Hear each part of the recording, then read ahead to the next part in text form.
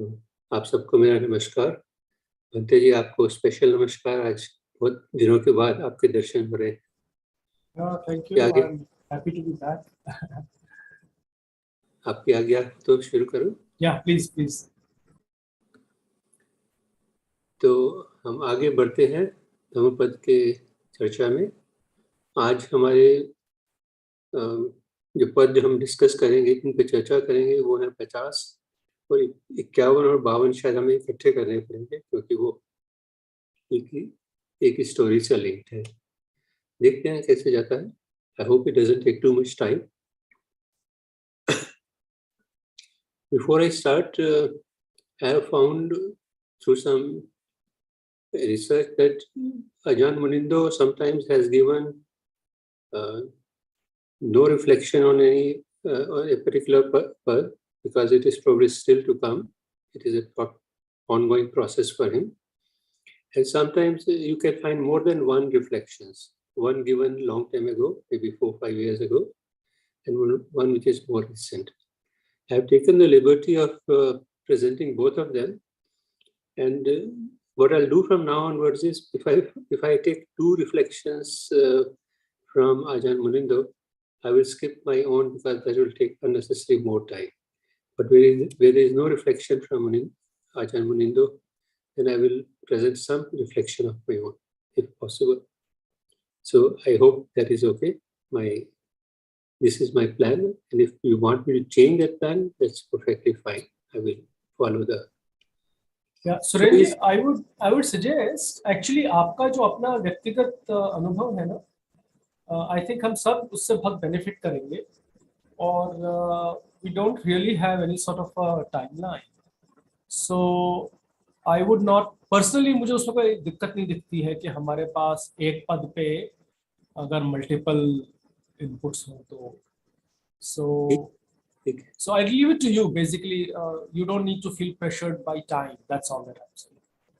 All right, I will try to do that. जी, आपको जैसा ठीक लगे. Thank you very much.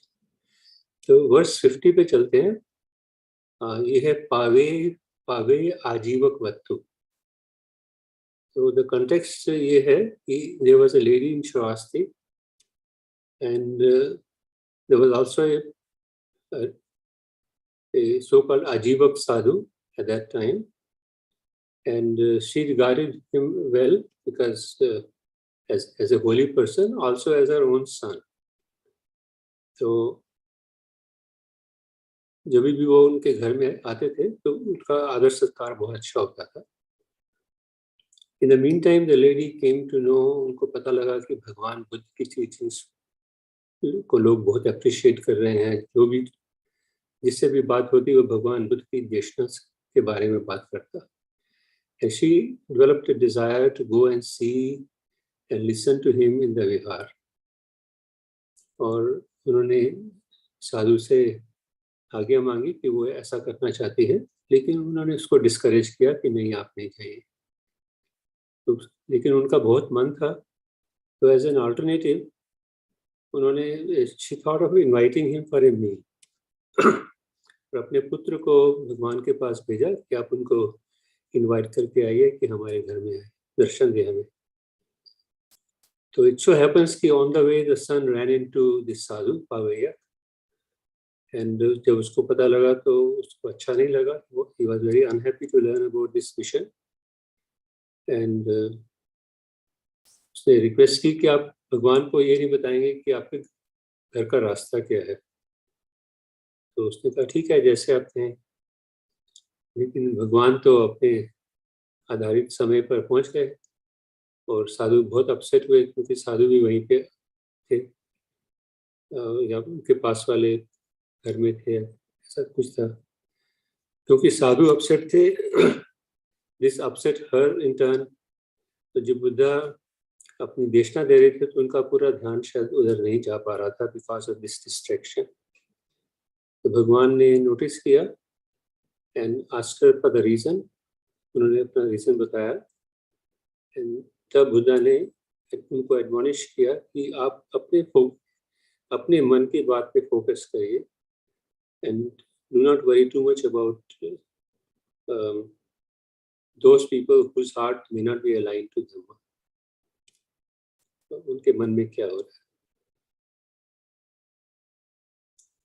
तो वर्स इस प्रकार है, न परे संग विलोमानी न परे संग कथा कथं अत्नो अवेखेय कथानि अकथानि च। उसका मीनिंग है, let no one find fault with others, let no one see the omission and commission of others. दूसरों की ना तो फॉल्ट निकाले, ना उनके बारे में सोचे कि वो क्या ठीक कर रहे हैं क्या गलत कर रहे हैं, but let one see one's own acts done and undone. इस चीज पर ध्यान लगाएं कि उनके अपने काम, उनके जो कि किए हैं उन्होंने या नहीं किए लेकिन इंटेंशन है, तो उन पर ध्यान लगाएं। तो ये इसका लिटरल मीनिंग है, कथानी अकथानी च। सॉरी, ये टाइटल गलत है, मैं इस पे भी आऊँगा। तो अजान मुनिंदो की ट्रांसलेशन इस प्रकार है, dwell not on the faults and shortcomings of others, instead seek clarity about your own. तो मैं इस पे अपनी रिफ्लेक्शन, जो मेरे थॉट्स मेरे दिमाग में आए वो इस प्रकार है। इसका मैंने यहाँ टाइटल गलत दिया हुआ है, please ignore the title of this slide. वो अगले सूत्र का टाइटल यहाँ आ गया है, कुछ शिफ्टिंग में प्रॉब्लम आ गई होगी। तो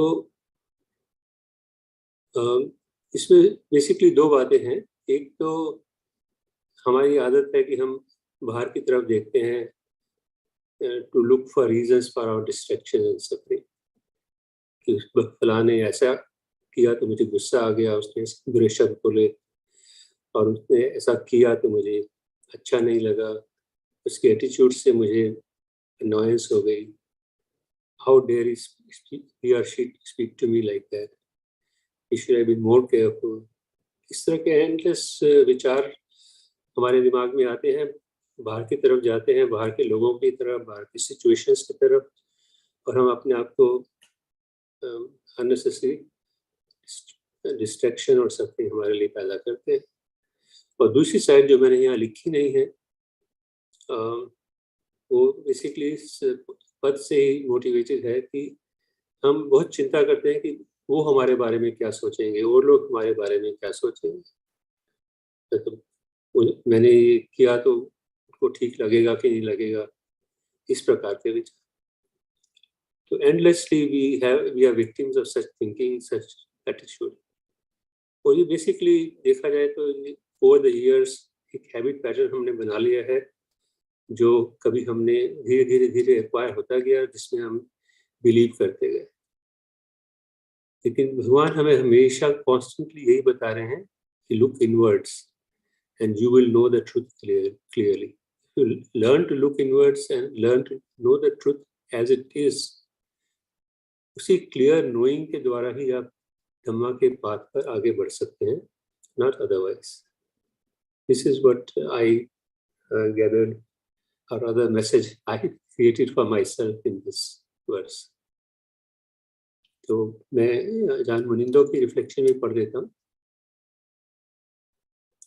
वो कहते हैं कि it's understandable that we spend time and energy looking at those around us to see if we are safe. तो हम आसपास देखते हैं कि लोग कैसे बिहेव कर रहे हैं या सिचुएशन कैसी है, to see that हम सुरक्षित हैं। बट हमें इनवर्ड्स देखने के लिए भी एनर्जी स्पेंड करनी चाहिए, investigating the reliability of our perceptions, क्योंकि सबसे बड़ी प्रॉब्लम परसेप्शंस में होती है। और केयरफुली क्वेश्चन नहीं करें जो अजम्पशंस हमारे दिमाग में एक्यूमुलेट होती रहती हैं as we move through life, तो हमारे दिमाग में सिचुएशंस के बारे में, लोगों के बारे में प्रेजुडिसेस बन जाती हैं, जो कि बिल्कुल अनजस्टिफाइड हो सकती हैं। हम सोचते हैं कि वो शायद ऐसा सोच रहा होगा या वो सच ऐसा सोच रही होगी, वह हम अपने से ही सोच लेते हैं, वो एक्चुअली में क्या सोच रहा है क्या नहीं सोच रहा हमें मालूम ही नहीं होता। For example, to boost a sense of self confidence, हम ये शायद मान लेते हैं कि हमें मालूम है कि दूसरे लोगों को क्या करना चाहिए, उनके लिए क्या अच्छा है क्या अच्छा नहीं है, without even questioning the basis of this assumption. क्योंकि it's very difficult to know our own minds, let alone to know the minds of others. So Bhagwan recommends learning first to be thoroughly honest about our own limitations, जो हमें clearly नजर आ रही हैं या नजर आ सकती हैं अगर हम देखें, before telling others how to live their lives. So this is my submission on this. But if there is any observation or any additional comment that anybody would like to submit, can do that discussion. Yeah, मैं आपसे इसको पढ़ने के बाद ऐसा लग रहा है कि जैसे if you have siblings at home, you know, जिन्हें आप छत्र छाया में आगे बढ़ना है, तो अक्सर यही होता है कि हम लोग सोचते हैं कि हम बहुत इंटेलिजेंट हैं, वो बच्चे हैं, उनको हमको बताना है और समझाना है कि तुमको क्या करना चाहिए क्या नहीं करना चाहिए, जिंदगी कैसे निभानी चाहिए। From your own experience you are trying to tell them, और वो झट से कहते हैं leave it to me, I know that how to go ahead. तो ये बात it's not only with those who are outside your immediate relations or whatever it is. So I think it is true for right from day one, even when your own children who are at that age where they need to be guided. But मैंने देखा है कि it's impossible. They do what they have to do. No control on this. Perhaps this is very right, because if you lead a nice life, you lead a life with all the parameters that are supposed to be good and dharmic, then maybe they develop that particular thing. But even then, I see that there are individuals born who lead their own life the way they want to. कुछ भी नहीं काम करता उस समय।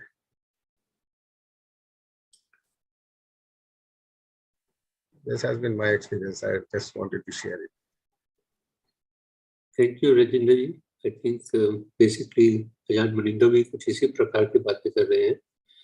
पर जहाँ तक बच्चों की बात है, उसमें मेरी एक ऑब्जर्वेशन ये रही है कि ये ऑब्जर्वेशन होगी कि शायद जब वो बहुत यंग हैं तो हम थोड़ा बहुत इन्फ्लुएंस कर सकते हैं, अपने कंडक्ट के द्वारा उनको इन्फ्लुएंस कर सकते हैं कैसे, लेकिन जैसे जैसे वो हैबिट्स एक्वायर करते हैं और लोगों से इधर उधर से सीखते हैं या अपना हमसे ही सीखते हैं, तो हैबिट्स पक्की होती जाती हैं और फिर उनको इन्फ्लुएंस करना और डिफिकल्ट हो जाता है। वो शायद हमें उसके बाद वो एक सर्टेन एज के बाद डायरेक्ट प्रयत्न तो शायद करना ही नहीं चाहिए, क्योंकि वो उनका अपने विचार बन जाते हैं और उनके अगेंस्ट जाना प्रॉब्लम क्रिएट करता है। बट आप ठीक कह रहे हैं, this is true not only for everybody else around but also our own family members. So I think others here means literally anybody other than your own self in some sense.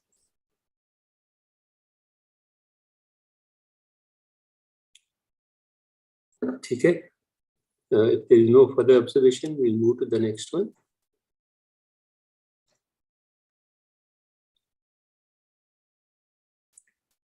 तो ये दो versus इकट्ठे लेते हैं because they are really together. तो the context here is it's called Chhatrapani Upasak Pathu. So Chhatrapani was an upasak in Shravasti और बहुत well versed थे।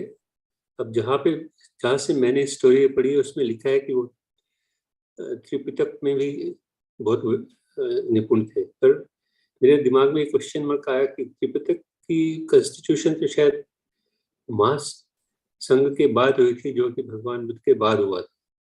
तो ये मेरे दिमाग, हो सकता है उस बुक में ठीक से नहीं लिखा हो या मेरी समझ में कुछ गलती हो। Anyway, he was a great उपासक ऑफ भगवान बुद्ध एंड अनागामी। और यूजुअली जाया करते थे शास्त्र डिस्कोर्स सुनने। और एक बार जब वो गए तो हाँ, बैठे हुए थे, उनकी देशना सुन रहे थे, तो किंग पसेनी जी वहां पे आए और छत्रपति थोड़ा डायलेमा में आ गए, क्योंकि वो बैठे हुए थे और as a citizen he would normally get up out of respect for his king, but उनके दिमाग में ये विचार आया कि he was also in the presence of someone who in some sense was the सर्वश्रेष्ठ person on earth, the most precious jewel around.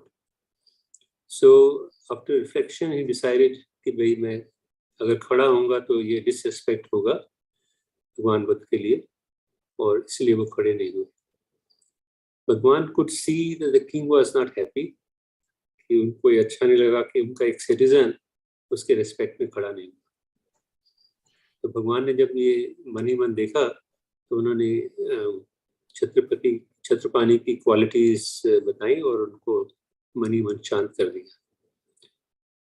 एक बार थोड़ी दिनों के बाद जब भगवान किंग ने देखा, राजा ने देखा कि छत्रपाणी उनके पैलेस के बाहर से गुजर रहा है, और तो उन्होंने उसको बुलाया। जब वो बुलाया तो रिस्पेक्टफुली अपने शूज चप्पल वगैरह उतार के वहाँ अंदर गया और respectfully stood by the king, और उस वक्त बोला कि आज तो तुम बड़े रिस्पेक्ट से खड़े हो मेरे सामने, उस दिन क्या हुआ था।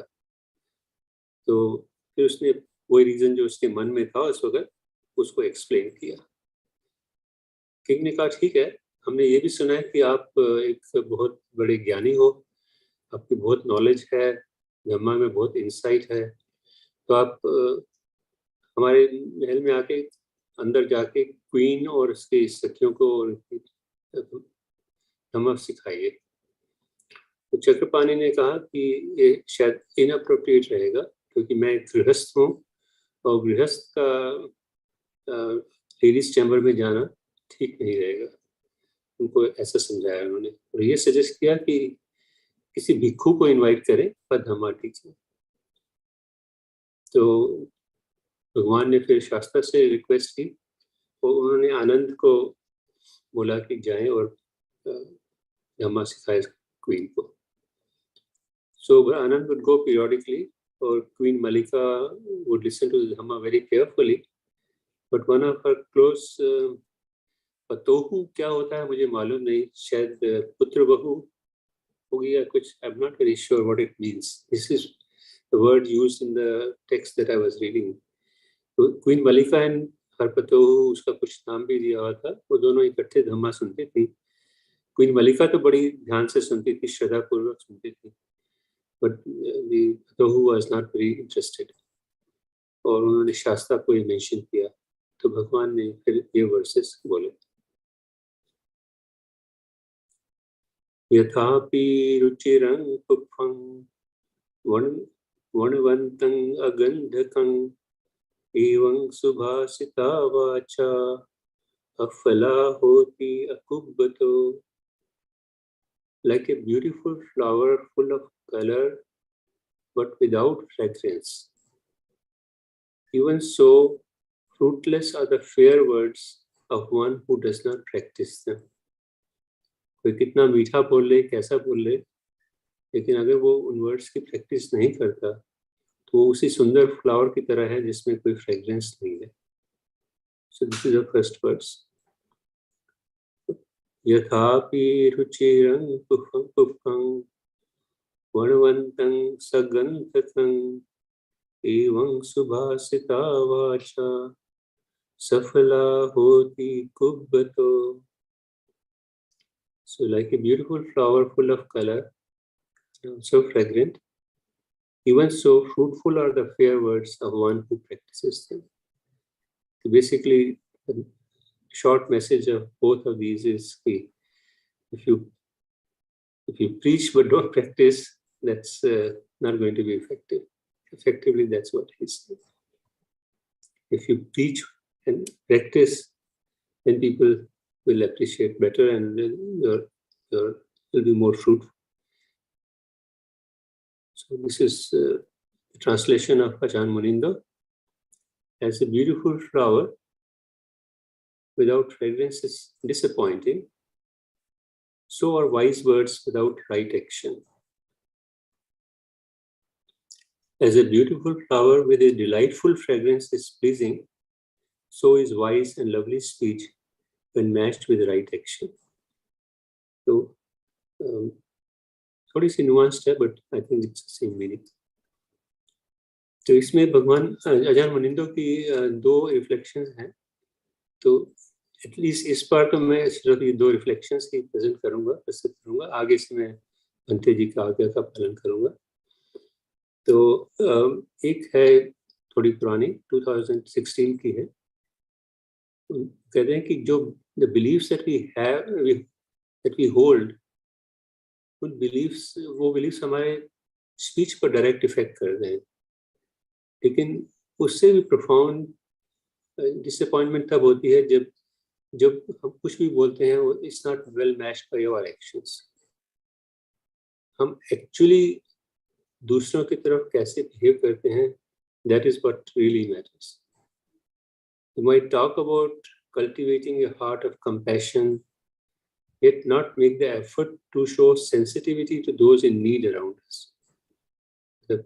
बातें तो हम कंपैशन की करें, करुणा की करें, लेकिन वो सेंसिटिविटी नजर ही नहीं आए हमारे एक्शंस में, हमारे स्पीच में. So you might profess to trust in the Buddha's wise words on letting go of resentment, yet spend hours and years behaving unkindly. और जो भगवान का eightfold path है, that begins with right understanding and then quickly moves on to right action. So जब तक ये दोनों चीजें नहीं होंगी, हम जो भी कह लें, समझाएं दूसरों को, वो निरर्थक ही होगा, उसका इफेक्ट नहीं होगा. So we bring the beautiful fragrance of Dhamma into the world when we offer all of ourselves wholeheartedly into practice. मन, वचन और कर्म जैसा बोलते हैं ना, all of ourselves probably essentially means this. उस तरह की फ्रेग्रेंस होगी हमारे बिहेवियर में, तब धम्मा का सही यूज होगा और उसकी फ्रेग्रेंस फैलेगी. एक दूसरी रिफ्लेक्शन है भगवान ने मोर रिसेंटली दी हुई है 19 दिसंबर 2021 में, अजान मुनिंदो ने, सॉरी. तो कहते हैं कि it is easy to utter wise words but not always easy to act wisely.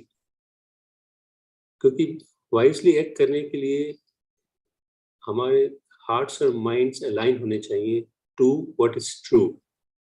अगर ट्रुथ से अलाइन नहीं होंगे, अगर रियलिटी से अलाइन नहीं होंगे, तो ये इन दोनों चीज़ों को अलाइन होना काफ़ी मुश्किल है. अगर हम ईमानदार हैं, इफ यू आर ऑनेस्ट, तो हम एडमिट करेंगे कि लॉट ऑफ द टाइम जो हमारे अंदर हो रहा है, जो भी हम अंदर बोल रहे हैं अपने आप को, basically it is about the stories that we are creating ourselves.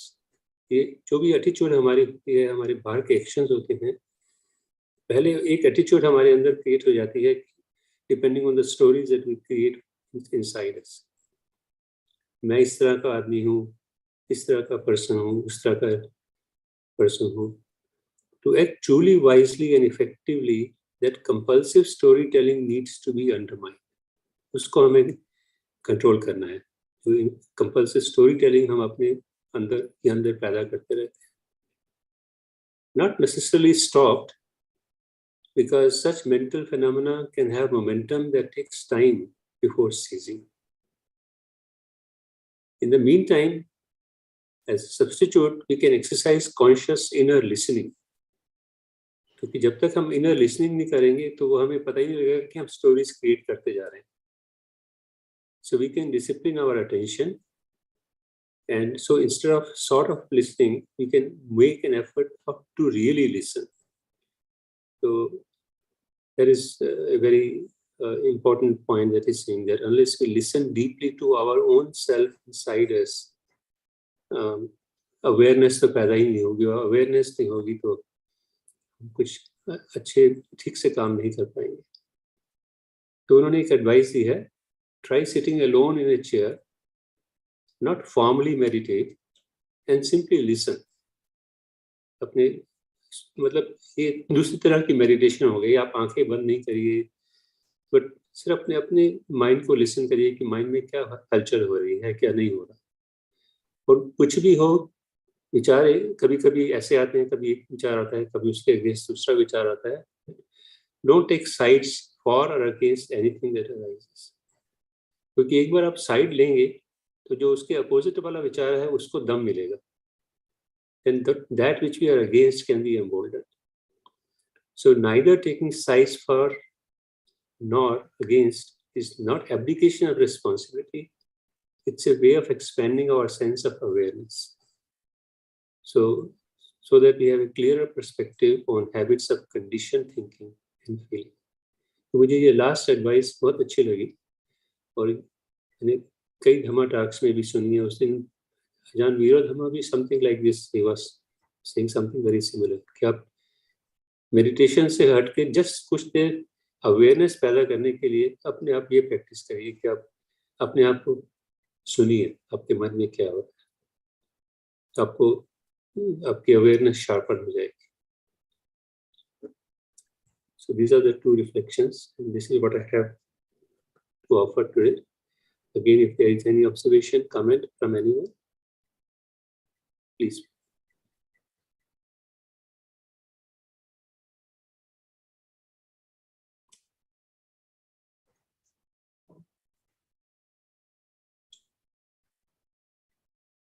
जो ये आपने अभी अजहन मुनिंदर जी का रिफ्लेक्शन पढ़ा, इसका अर्थ जो है, इसको बहुत ही बारीकी से जब देखते हैं और समझने की कोशिश कर रहे हैं तो पता लग रहा है कि हमारे भीतर जो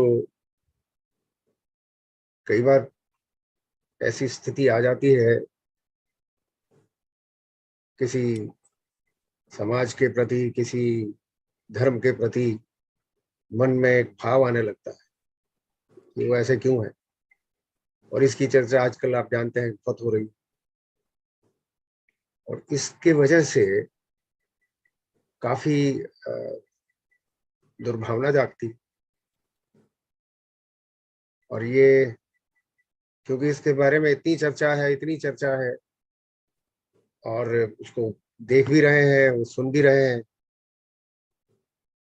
और उससे हम अफेक्टेड भी हैं, तो वहां पे वाकई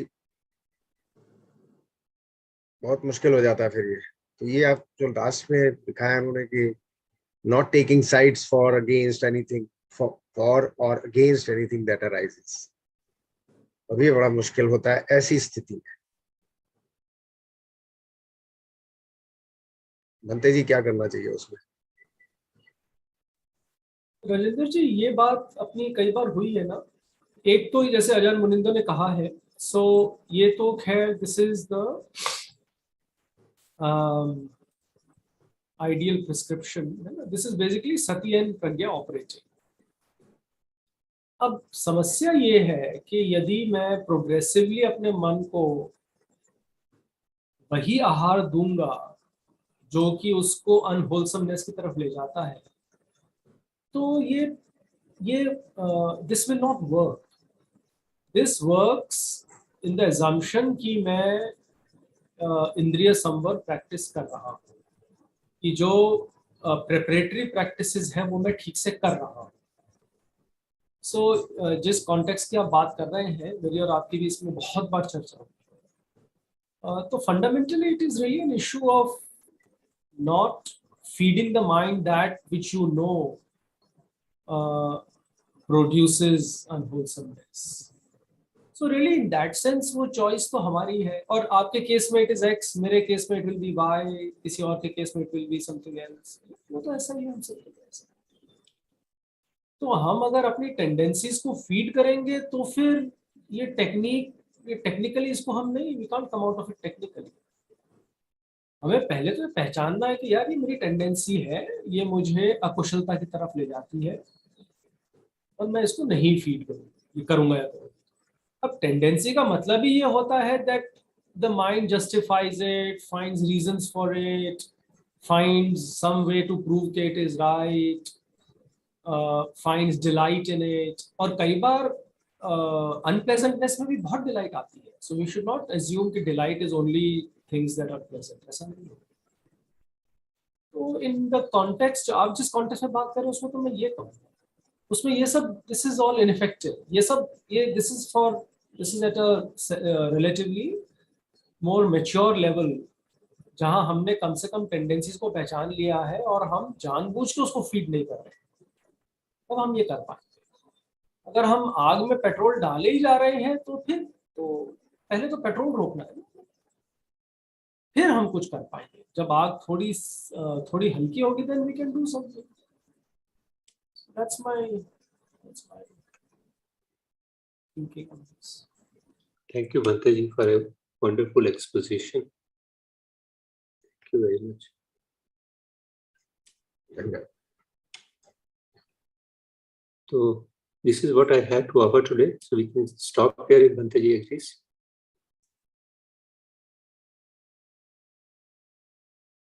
Poonam ji, over to you. So we have हमारे पास देखिए बहुत अच्छा यहाँ ऑलरेडी अजय मुनिंदो ने हमें ये दिया है meditation method. So why not try this actually, try sitting, not formally meditate and simply listen, don't take sides for anything that arises. In fact, उस दिन अजय वीरो धम्मा की टॉक में उन्होंने सजेस्ट किया था कि we do this exercise early in the morning, क्योंकि उस वक्त हमारा दिमाग थोड़ा सा it's more open. So maybe this is a good time to follow Bhante ji's suggestion. Thank you very much. Poonam ji, over to you. धन्यवाद, thank you so much SP ji.